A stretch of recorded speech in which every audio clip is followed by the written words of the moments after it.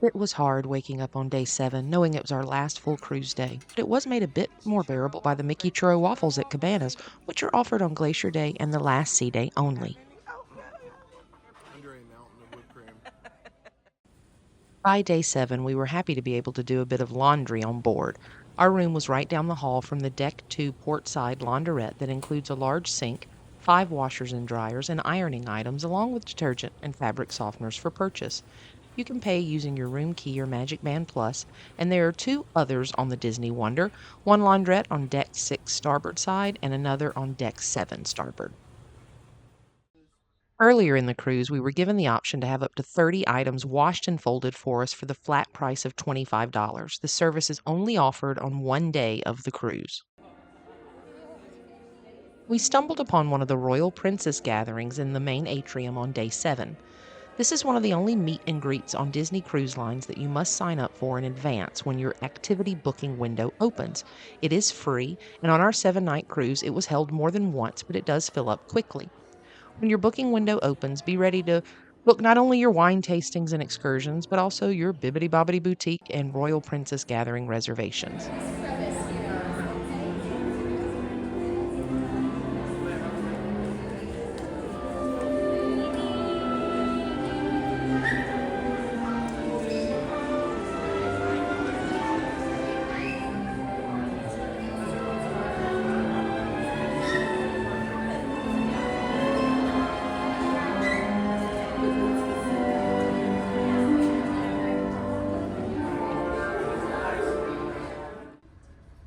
Another advanced booking you can make is for services at Senses Spa on Deck 9 forward. You can book salon and barber treatments, with the manicures and pedicures being the cheapest spa offerings at around $40, all the way up to private rooms with hot tubs that will set you back around $400 per person for a 3-hour booking. We wanted to check out the Rainforest room, but rather than buy a week-long pass for around $160 per person, we opted for a one-day pass at $39 each. Please note you cannot buy single-day passes to the Rainforest room in advance, only the week-long pass. To obtain a single-day pass, you'll need to head to Senses Spa on embarkation day, and the single-day passes do sell out, so don't dawdle. Senses Spa also houses the ship's gym with state-of-the-art equipment and a wonderful view right off the bow of the ship. Another impressive space in Senses Spa were the locker rooms. This is footage from the women's locker room, which includes a sauna, loungers, fancy toiletries, nice restrooms, and infused water. The locker rooms also include full-size showers, which is a nice little tip for anyone who's too tall or a little too big for the smaller showers in your cabin. When you check in to the Rainforest room, you are given a bracelet to wear that serves as the key to enter and exit the locked room, so you can come and go as you please. And be ready for a very intimate space. The room includes 2 saunas, 5 heated loungers, 3 specialty showers, and a water feature that serves as bench space.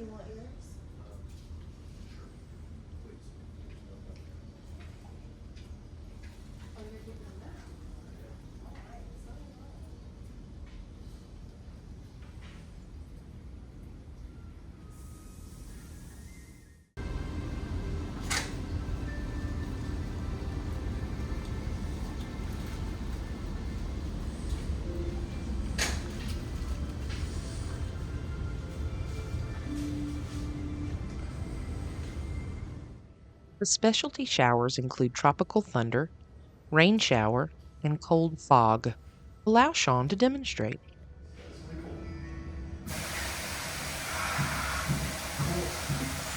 Okay.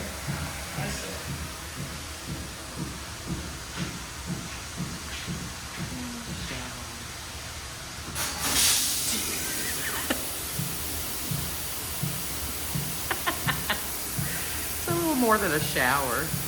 It's like a downpour. Tropical thunder.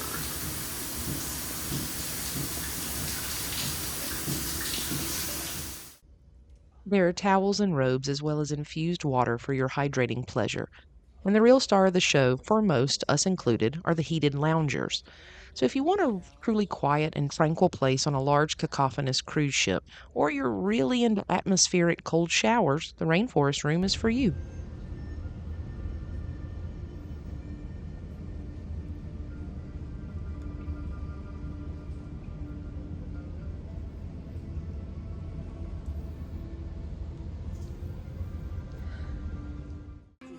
After our morning of luxury, we opted for cabanas for lunch, and the chicken tikka masala was on point.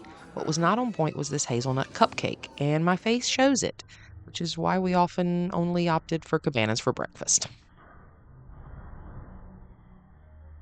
Following lunch, we tried once more to win a round of trivia, and we actually did. It wasn't anything related to Disney, but was TV catchphrase trivia. Hey, but we still received one of the coveted winner medals, and we got to choose our character, so we opted for Goofy. Another free experience offered a few times throughout the cruise was the Art of the Theme guided tour. A cast member explains the rationale and history of the ship's decor for about an hour, but please note this tour does not take you to any behind the scenes areas of the ship. It's focused on pointing out all the little touches you may not notice. We learned they changed the decor in adults only areas so kids have a quick visual cue they're not in the right place, down to putting metal spikes on the ceiling for Paolo's level to be both decorative and intimidating to children. The last Broadway style show in the Walt Disney Theater on Deck 4 Forward was Disney Dreams, an enchanted classic. Join Peter Pan and a cast of classic Disney characters as they try to help Anne Marie learn to believe in herself and magic. It includes musical numbers from Cinderella, Frozen, Aladdin, The Little Mermaid, The Lion King, and more.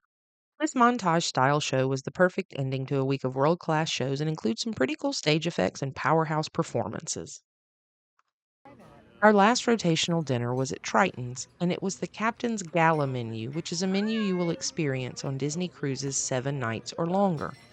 The menu is more regional and included options like white onion soup, Yes, please. a carrot and parsnip salad, roasted red snapper or halibut, and a couple of interesting vegetarian options like a pumpkin curry. I've always wanted to try wine from George Lucas's Skywalker Vineyards, and some friends on board kept bringing up how delicious the Pinot Noir was and that it was offered on board for a very reasonable price. So we splurged for a bottle that last night. The bread service was a simple sourdough, which was more like a French baguette, with a roasted red pepper dip. And it was fine like all the bread services that week. Nothing remarkable, but always a welcome start to the meal. For appetizers, I chose the aged prosciutto and cheese, while Sean opted for the regional inspiration of roasted oyster mushrooms and a sesame artichoke puree with a yuzu vinaigrette. This appetizer is served cold, but if you love mushrooms, you should definitely try it. The combination of earthy mushrooms and sesame with the acidic punch of yuzu was a surprisingly nice combination. My aged prosciutto with sun-dried tomatoes, parmesan, and roasted garlic was delightful, if not the most simple appetizer of the week. All of the ingredients were high quality and it was full of flavor. I also tried the braised oxtail soup, as I'd heard good things about it. It was a thin broth with not much meat and exactly 2 spinach and garlic tortelloni, but it was hearty. My first entree was the fettuccine with cheddar cheese sauce, mushrooms, and sweet peppers, served with a parmesan crusted chicken breast.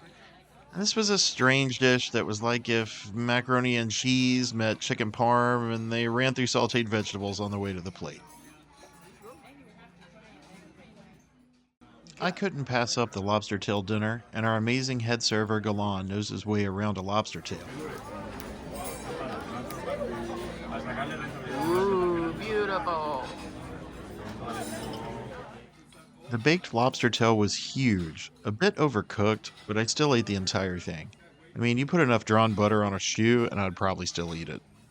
I chose the venison medallions in a port and juniper jus with braised cabbage and potato croquettes, and everything about this dish was wonderful. It was honestly one of the best meals I had on the cruise. I was sad this was our last dessert menu, but happy it featured things like an apricot trio, a no sugar added chocolate cheesecake, and an Alaska bread pudding. I opted for the vanilla and raspberry creme brulee adorned with a lemon madeleine, and Sean chose the chocolate lava cake. Yep. The lava cake was a roll your eyes, it's so rich and good kind of dessert, and was on par with the chocolate fondant I had earlier in the week at Palo Brunch.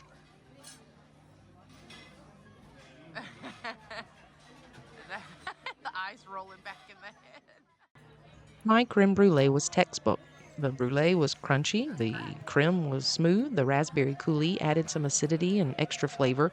The portion was generous, a very nice end to a lovely meal at Triton's. After dinner, we gathered in the atrium with the friends we'd met during the week and the rest of the bottle of Skywalker Pinot Noir and said our goodbyes at the Till We Meet Again party.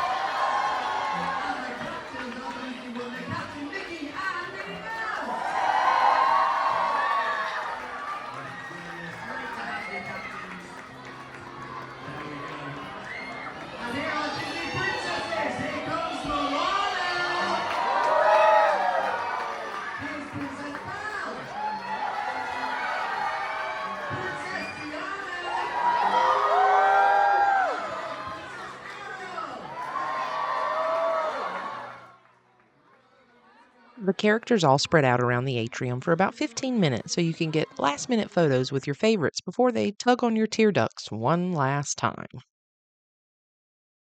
Because we like you.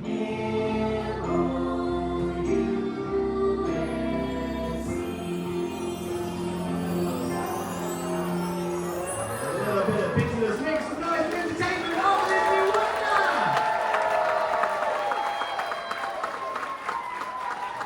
Well, my friends, thank you so much for joining us today. We'll keep that applause going as we say farewell to the amazing cast of the Walt Disney Theatre.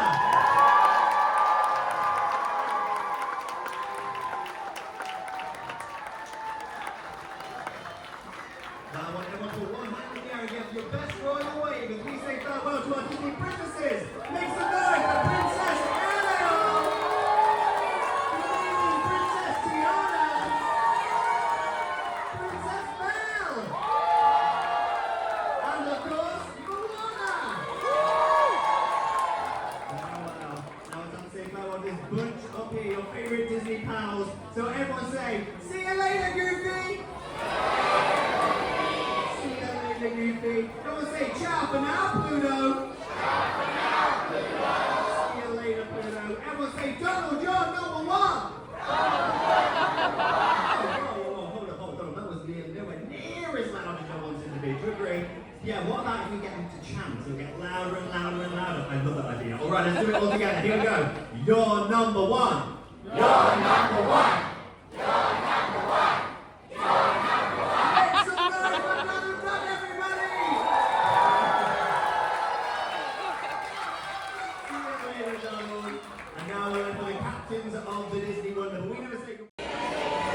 That's right, see you real soon. So on the count of three, I want your loudest and proudest, see you real soon. In one, in two, in three. Make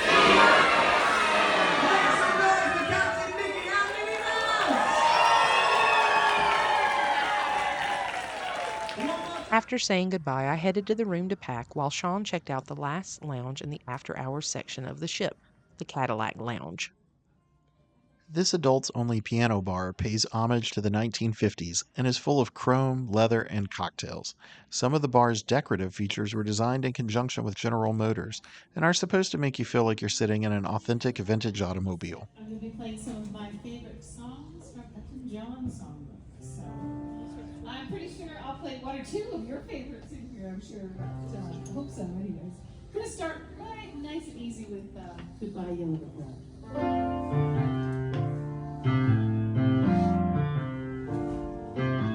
The Cadillac Lounge is also where many of the mixology classes and tasting seminars are held, so it's often closed during the day. But they have a live piano player every night, sometimes until after midnight. It's better than a dead piano player.